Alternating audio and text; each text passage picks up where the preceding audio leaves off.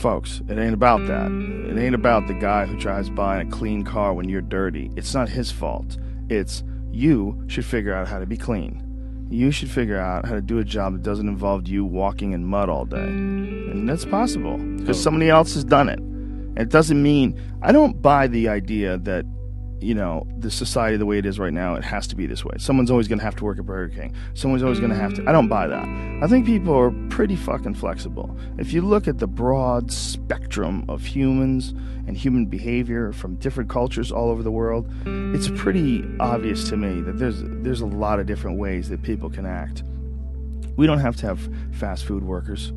We don't have to have people who work shit jobs. We don't have to. We just need to figure out how to restructure society so everybody somehow or another plays a part, has something to contribute, has something to share. I mean, that's what a real society is supposed to be like. I give you some coconuts, you give me some fish. You know, we make a deal, and you do it back and forth and left and right. And when there's nothing to contribute, then you start looking, the president needs to give us jobs. We need jobs. So instead of something to contribute, you just find something to do with your time.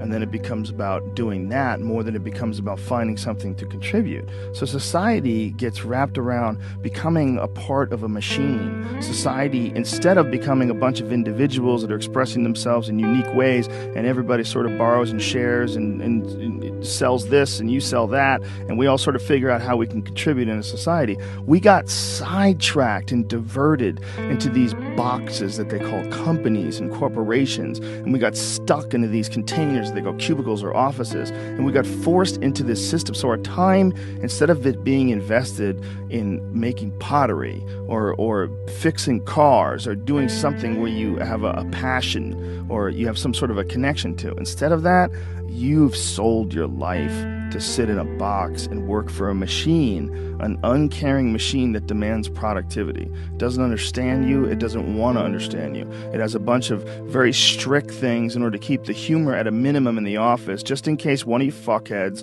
says some stupid sex jokes to get them sued and they have to give somebody $1 million. So get it together, and this is your life now.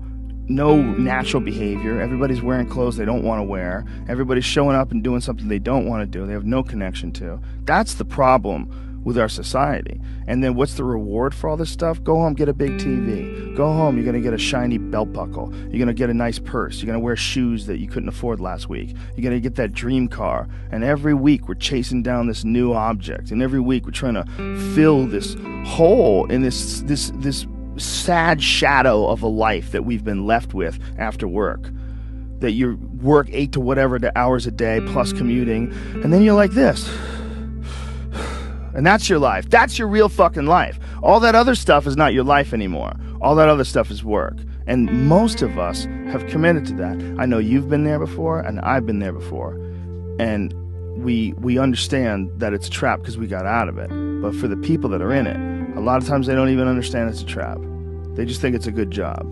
They think they got dental. I'm doing really good. You know, I got my own parking spots, got my name on it. And you're just a piece of a heartless, shitty machine that makes money.